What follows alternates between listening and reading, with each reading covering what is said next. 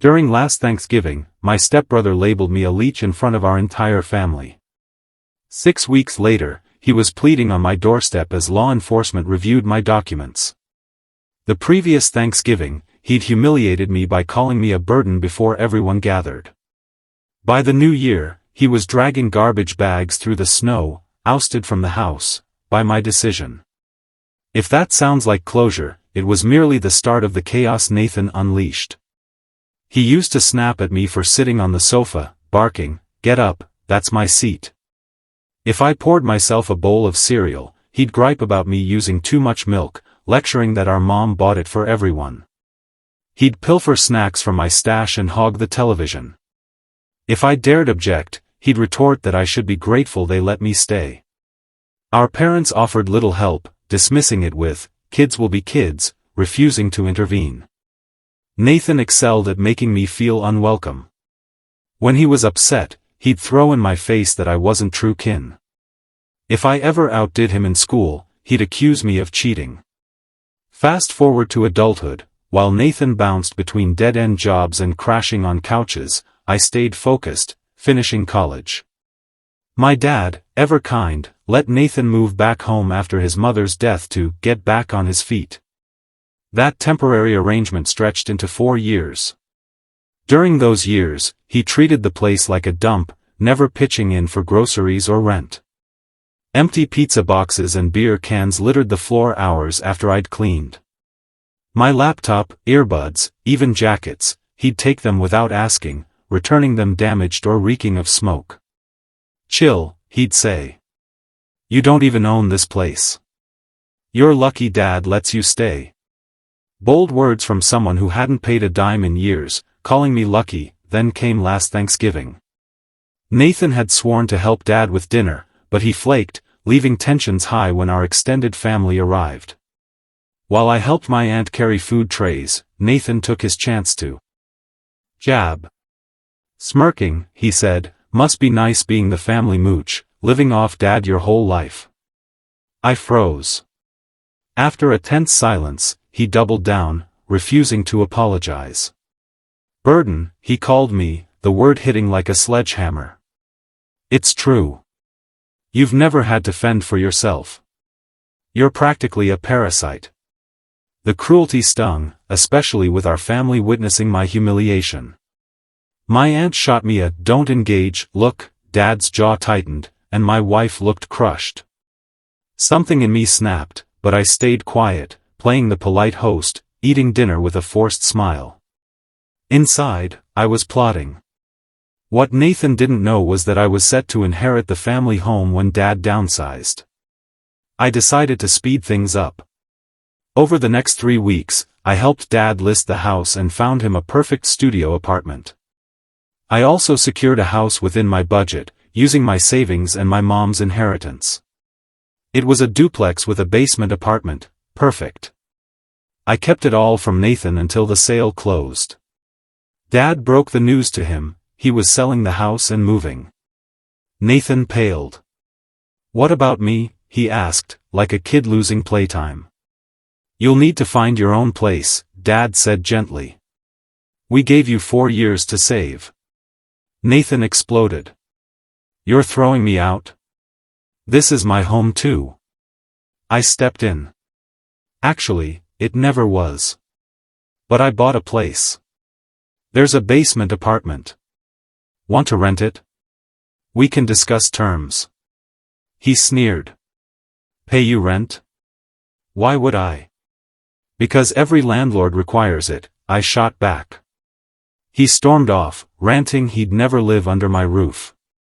But reality hit when he saw his credit score. Landlords wouldn't touch him. 2 weeks later, he asked if the basement was still available. I agreed but drew up a airtight lease, no smoking inside, no loud parties, first and last month's rent up front. He signed, likely planning to charm or bully me into leniency later. The first month, he paid on time. Then came the excuses. My checks delayed, he'd say, or I had unexpected cost. By mid-December, he was a month behind. On December 21st, he handed me half the rent, saying, I'll get you the rest soon. Don't be a jerk. I met his gaze. No, Nathan. I'm treating you the way you said I should be treated, not as family, but as your landlord. When the rent remained unpaid by Christmas Eve, I served him an eviction notice. By January 2nd, he was legally required to be gone. On New Year's Eve, while others celebrated, Nathan was hauling his belongings in trash bags through the snow, begging for an extension. I reminded him of his burden comment from Thanksgiving. The next morning, I was jolted awake by pounding on my door. There stood Nathan with a weary-looking police officer. Nathan, smug, claimed I'd illegally kicked him out and stolen his stuff. I calmly asked them to wait, retrieved my paperwork, the signed lease, the court-filed eviction notice, bank statements showing unpaid rent, and handed them over. My wife, Sarah, filmed everything for proof. The officer reviewed the documents while Nathan interrupted, insisting it was all fake, that family doesn't do this. The officer finally looked up, told Nathan the eviction was legal, and warned him against wasting police time with false claims. Nathan went ballistic, yelling that I'd betrayed him, that our late parents would be ashamed. The officer threatened trespassing charges if he didn't leave my property. As he stormed off, Nathan spat on my porch. My hands shook as I locked the door. Sarah asked if I was okay, but I couldn't answer. I knew this was just the beginning. Security footage later showed Nathan knocking over our trash cans as he left. 3 hours later, my phone blew up with texts and calls from aunts, uncles, and cousins. Nathan had posted on Facebook, painting himself as a victim, claiming I'd assaulted him during a crisis and made him homeless out of spite. He even lied that I'd changed the locks while he was at work and tossed his belongings in the snow. Some family members texted, "How could you do this to family? You'll pay for this." I didn't need to defend myself. My aunt sent screenshots of his posts, and Dad saw them before I could call. He reassured me but admitted Nathan had called him, distraught, threatening self-harm unless I let him back in. I knew Nathan was pulling every manipulative trick, and Dad sounded scared. At work the next day, I was distracted, staring at the same spreadsheet for an hour. My boss noticed and asked if I was okay. I mumbled, "Family issues," and tried to focus. During lunch, my upstairs tenant called, saying Nathan had banged on the building's doors at 3 a.m., threatening to end her lease if it happened again. Panicked about losing a tenant, I apologized and promised to handle it. When I got home early, my front yard was a mess, shattered furniture, torn clothes, and trash bags strewn about. A piece of cardboard in the center read, "Heartless," in red paint. Neighbors whispered and snapped photos. I called 911 from my porch. The same officer from before arrived, took pictures, and gave me restraining order forms, assuring me it was warranted. He said Nathan was likely nearby, hiding. Sarah suggested we grab bags and stay in a hotel until things calmed, but I refused to let Nathan drive me from my hard-earned home. We compromised, ordering more security cameras and changing all the locks that night. 2 days later, I drove 40 minutes to the courthouse to file for a restraining order. Sweating despite the cold, I handed my paperwork to the clerk. She entered my info, returned a copy, and said I'd get a hearing date in 3 to 4 weeks. In my car, I checked my phone. Nathan had posted another Facebook rant, accusing me of stealing his home out of jealousy.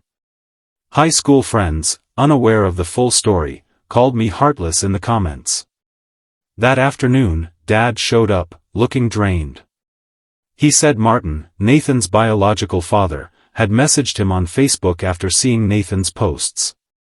Martin, absent for nearly 2 decades, was suddenly eager to help and demanded my address, which Dad refused to give. I wondered why Nathan hadn't turned to Martin during his 4 years with us. 3 days later, Nathan's beat-up Honda blocked my work parking spot. He sat on the hood, smoking, then banged on my car window, demanding I drop the eviction and let him back. He claimed I owed him his family, that I was leaving him homeless in winter, basically trying to kill him. He kicked my car door, causing $300 in damage, as I called building security. 2 guards escorted him to his car, and he shouted, "This isn't over." My boss, informed by security, asked if I was okay. I showed him the restraining order paperwork and explained briefly. He nodded, citing company safety rules, and asked me to report any further issues. 15 days later, my real estate lawyer, Vanessa Smith Moore, called while I was eating breakfast. Nathan had reported the basement apartment to the city, alleging code violations. An inspector was coming the next week, and fines were possible if the place wasn't up to standard. Sarah and I spent the weekend fixing every minor issue, loose screws, light bulbs, while she grumbled about Nathan ruining our lives. Monday at 8 a.m., I followed the inspector as he checked detectors, outlets, plumbing, and railings. He found one loose stair railing, which I fixed immediately. Annoyed, he noted someone had repeatedly called the city about my property, likely Nathan. That evening, Aunt Claire called unexpectedly. She'd been monitoring Nathan's Facebook and had screenshots of his posts, including threats against me. She remembered the Thanksgiving incident and offered to testify at the restraining order hearing about Nathan's bullying history. She'd been disgusted but stayed quiet to avoid drama. 2 days later, Martin called me. He said Nathan was staying with him and needed to collect his things from the basement. I told him pickup had to be police supervised through our lawyers due to the restraining order. Martin got angry, saying Nathan deserved better as his son. I repeated that we'd follow legal protocol and hung up. The next day, I met Vanessa at her office with copies of Nathan's posts and police reports. She warned that family disputes like this often led to property damage or false accusations for leverage. She gave me recording software for my phone and told me to document every interaction with Nathan or his associates. 3 days later, during my lunch break, my phone rang with a call from HR, urging me to come to their office immediately. When I arrived, their faces looked grim. They revealed that someone had accused me of misusing company funds to buy my apartment. Nathan had sent an email with doctored screenshots, supposedly showing transfers from company accounts to my personal bank. They showed me the email. Though skeptical of the claims, the HR manager said they had to investigate the fraud allegations. I spent the next 3 hours digging up documents, tax returns, mortgage agreements, and bank statements, to prove the source of my down payment. They copied everything and promised to close the matter but warned that legal action could follow if Nathan kept calling. As I returned to my desk, my phone buzzed with Dad's furious voice. He'd just learned Nathan had called, sobbing about being homeless and needing money for a new place. Feeling guilty, Dad had sent him $2,000. But that evening, a friend of Dad spotted Nathan blowing cash at a casino's blackjack table and called to check if everything was okay. Dad was crushed, having believed Nathan was trying to turn his life around. The restraining order hearing came 20 days after the eviction. I brought all the evidence my lawyer had advised, emails, photos of my damaged car, police reports, neighbor testimonies about Nathan lurking on my property at odd hours, and recordings of his threatening voicemails. Nathan showed up with Martin and a former co-worker who seemed convinced by Nathan's sob stories. The courtroom was stuffy and packed, and the judge looked weary before we even started. Nathan went first, attacking me, claiming I'd set him up with an unfair lease and orchestrated this since Thanksgiving to punish him for one comment. Tears rolled down his face as he accused me of wrecking his life and alienating his family, saying he was just trying to survive while I tormented him. Martin nodded along, trying to chime in about Nathan's good character until the judge silenced him unless called as a witness. When my turn came, I laid out the facts with my documents, the timeline, unpaid rent, property damage, and ongoing harassment. After what felt like endless deliberation, Judge Harper issued a mutual restraining order, barring all contact and mandating a 500-foot distance between us. Nathan leapt up, shouting that this wasn't over as Martin pulled him toward the exit. A week later, while paying bills online, I noticed odd charges on my credit card statement, online gaming subscriptions, adult website memberships, and purchases from electronic stores I'd never visited. It hit me, Nathan had lived in our home for 4 years, with plenty of chances to access my wallet or mail with my card details. I spent 4 hours disputing every charge from the past month, filing fraud reports after freezing my cards with the bank. They said it could take weeks to recover my money while they investigated. That night, Sarah, visibly shaken, showed me her laptop. She'd received emails from anonymous accounts with photos of me around town, at the gas station, grocery store, and in my work uniform. The messages read, "He's not who you think," and "More to come soon." Some photos were taken from afar, others so close that someone had been tailing me for days. We reported it to the police, but without proof tying Nathan to it, they could only note it in the restraining order file. The next day, I changed all the locks, installed more security cameras, and started taking a different route to work. Sarah suggested moving to a place Nathan didn't know about, as she kept catching him peering through our windows at night. I wanted to stand my ground, but her fear was palpable. Honestly, I was growing paranoid too. After work, I'd sit in my car, scanning the mirrors for followers, constantly checking my rearview, wondering if Nathan or someone he'd sent was watching. The exhaustion from always looking over my shoulder kept me sleepless. Claire called me nearly in tears, saying she'd had to defend herself before a professional review board after someone, likely Nathan, accused her of being part of a family fraud scheme with me. It was like showing up to a final exam without submitting any assignments. Martin trying to mediate after 20 years of absence felt absurdly timed. Dude, your timing's off, I thought. Even though the fraud claim was baseless, Claire's nursing career was at risk.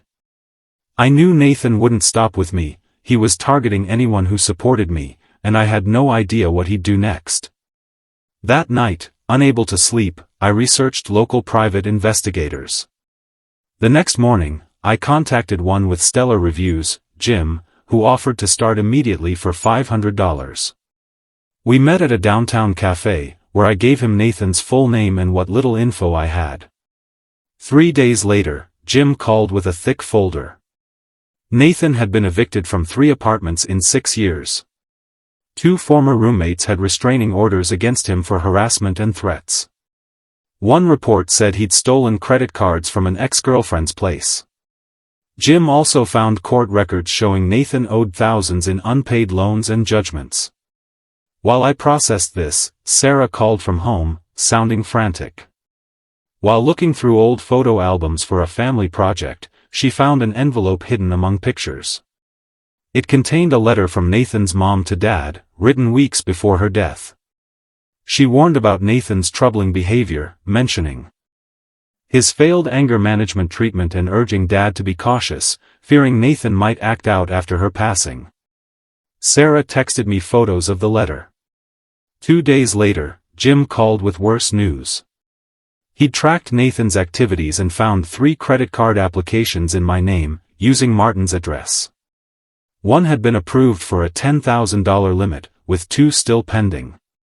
I spent the day contacting credit agencies, filing fraud reports, and freezing my credit, drowning in calls and paperwork.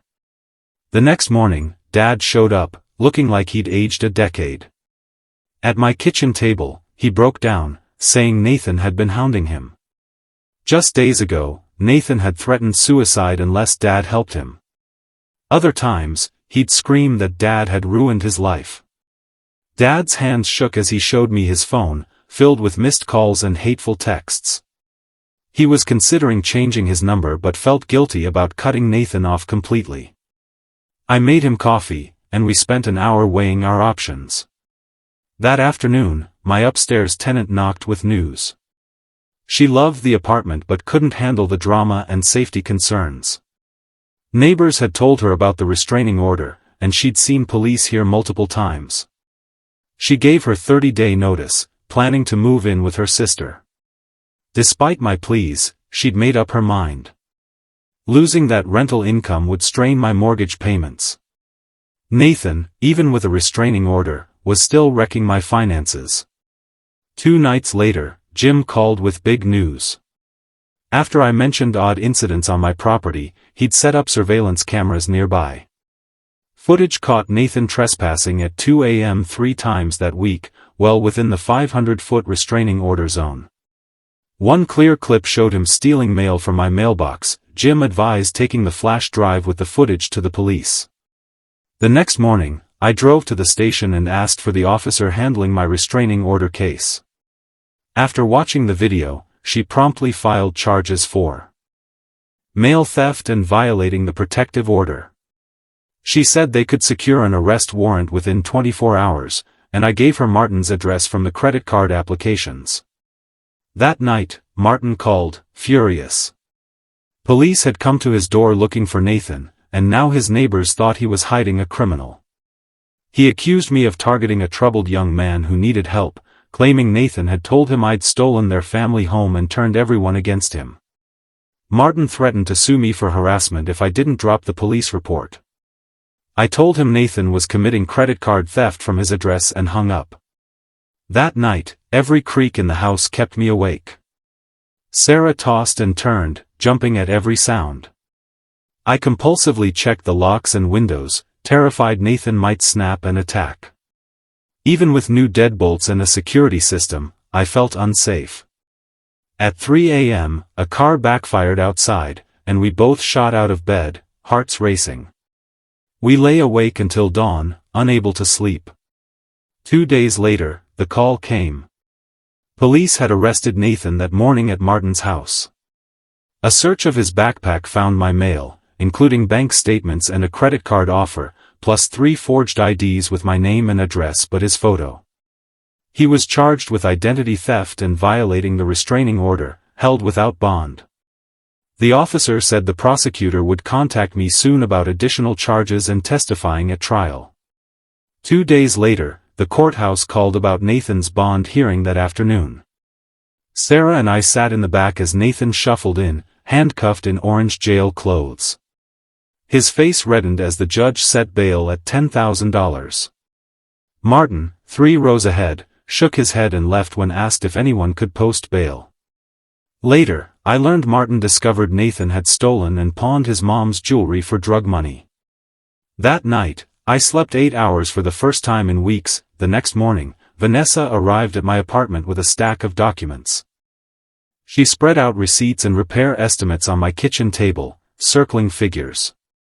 Nathan's arrest strengthened our civil case, she said. She planned to sue for damaged windows, spray paint repairs, 3 months of lost upstairs rent, credit monitoring costs, and emotional distress, totaling nearly $40,000. Even if Nathan never paid, the judgment would ruin his ability to rent for years. That evening, Sarah made pasta, and we sat at the table, avoiding Nathan's name. She scrolled through vacation deals on her phone, mentioning a work promotion. We talked about a spring trip to Hawaii. After 6 weeks of constant stress, a normal conversation felt surreal. My shoulders finally relaxed. For 3 weeks, nothing happened. On day 50, I returned to full-time work without checking my phone every 5 minutes or flinching at every knock. My boss pulled me aside, noting I'd been more focused lately. At lunch, coworkers asked about the drama and shared their own crazy family stories. One sister tried to burn down her garage, another's brother stole his identity twice.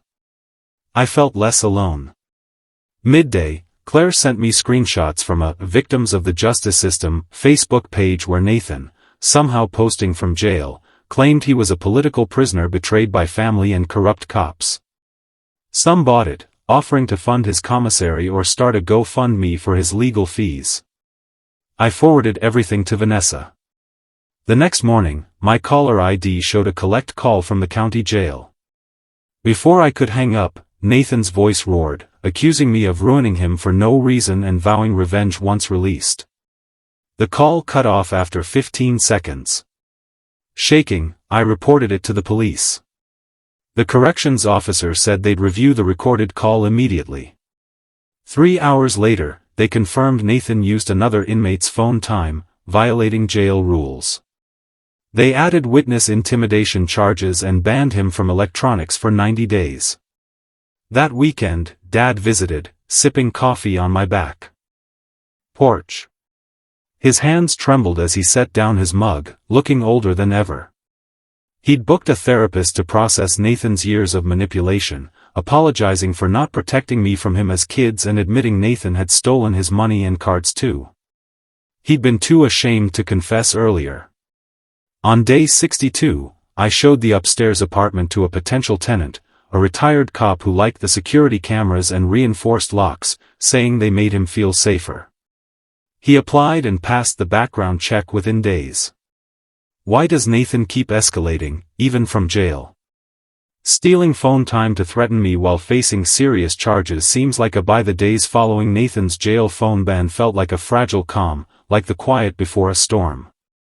I kept expecting another blow, another angry call, another trashed lawn, another social media tirade. But for a week, silence held. I started to believe maybe, just maybe, the worst was over. Sarah and I began planning our Hawaii trip in earnest, picking out hotels and dreaming of beaches far from this mess. My new upstairs tenant, the retired cop, moved in, his presence a quiet reassurance with his nightly patrols around the property. Even Dad seemed lighter, his therapy sessions helping him untangle years of guilt over Nathan's manipulations. On day 70, I got a call from Vanessa while sorting through repair receipts for the civil case. Her voice was sharp, urgent. "We have a problem," she said. "Nathan's been released." My stomach dropped. Apparently, Martin had scraped together the $10,000 bail, convincing the judge Nathan was seeking treatment and posed no threat. Vanessa warned me to stay vigilant, as Nathan's charges, identity theft, mail theft, witness intimidation, and restraining order violations, were still pending, but he was out until trial. She'd pushed for an emergency hearing to strengthen the restraining order, but it wouldn't happen for another week. That night, Sarah and I double-checked the cameras and locks, our choice.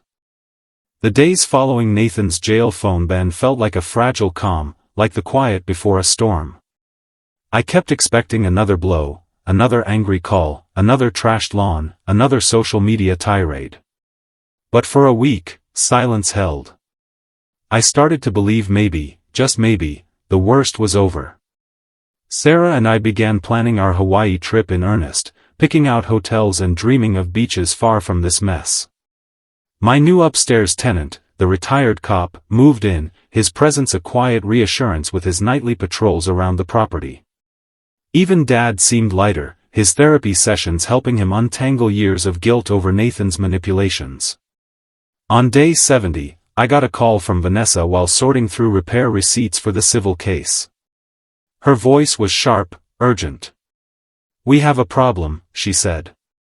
"Nathan's been released." My stomach dropped. Apparently, Martin had scraped together the $10,000 bail, convincing the judge Nathan was seeking treatment and posed no threat. Vanessa warned me to stay vigilant, as Nathan's charges, identity theft, mail theft, witness intimidation, and restraining order violations, were still pending, but he was out until trial. She'd pushed for an emergency hearing to strengthen the restraining order, but it wouldn't happen for another week. That night, Sarah and I double-checked the cameras and locks, our brief sense of peace shattered. I barely slept, my mind racing with images of Nathan sneaking onto my property again. The next morning, I found a crumpled note tucked under my car's windshield wiper outside work.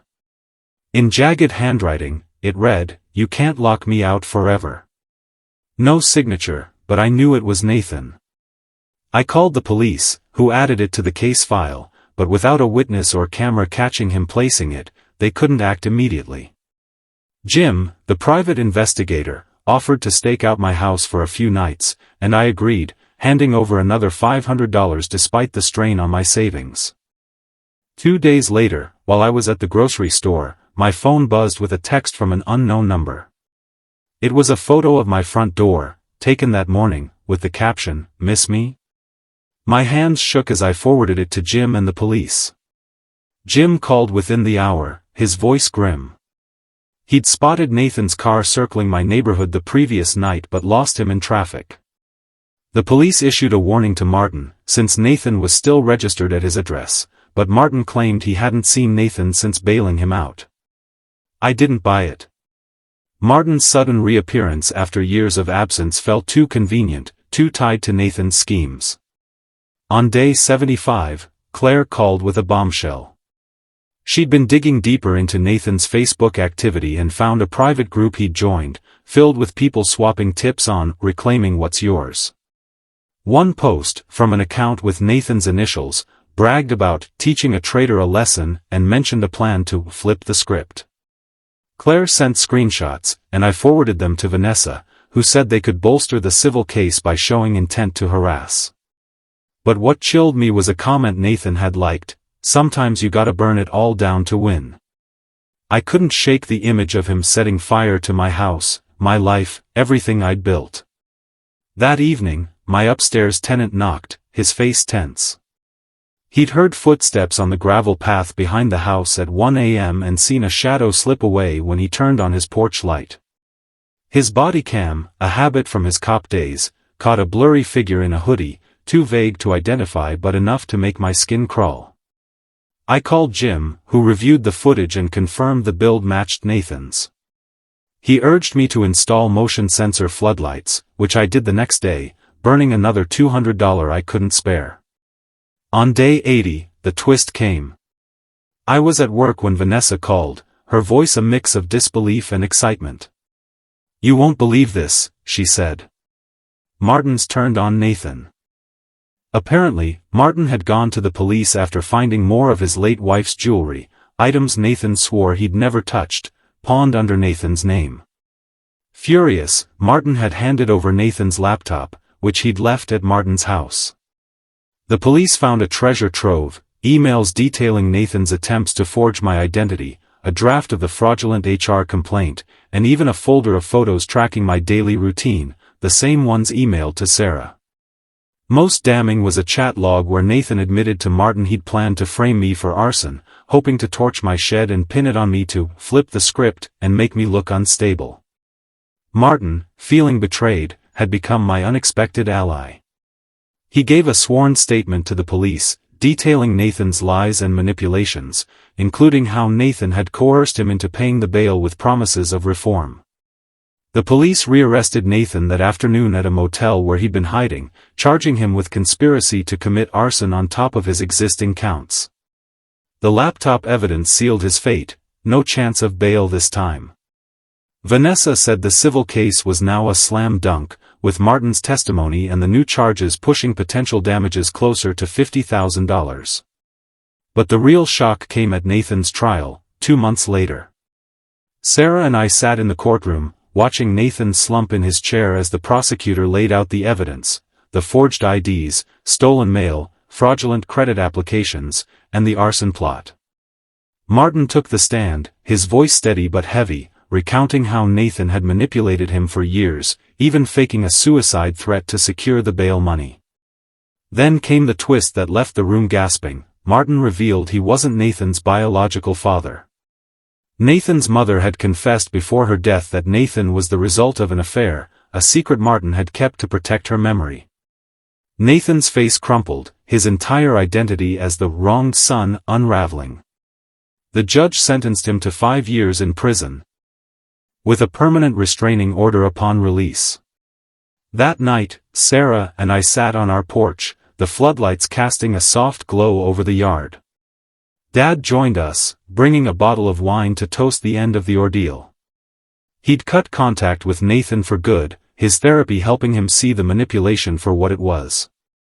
Claire texted, saying she'd cleared her name with the review board, and even my upstairs tenant sent a message, joking about the quietest week yet.